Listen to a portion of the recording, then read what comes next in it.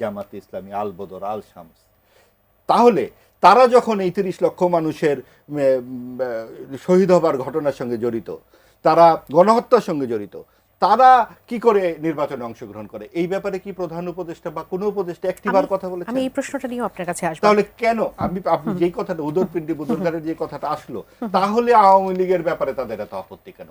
আপত্তি কারণ হচ্ছে আওয়ামী লীগ না থাকলে একটি বড় অংশ একক হয়ে যায়, অর্থাৎ শুধুমাত্র বিএনপি থাকে এবং সাথে একটা ডানপন্থা থাকে। বিএনপিকে যদি পরাজিত করা যায় তাহলে তো ডানপন্থার এখানে উত্থান হয়ে যাচ্ছে, কারণ ডানপন্থা অনেক বেশি সক্রিয় এবং একসাথে ঘন হয়ে উঠছে।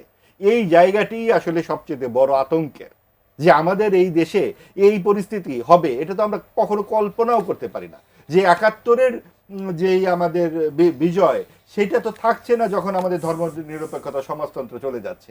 কাজেই এই জায়গাগুলো খুবই আমাদেরকে শঙ্কাযুক্ত করে এবং আমরা মনে করি যে এই ব্যাপারে সরকারের স্পষ্ট হওয়া উচিত।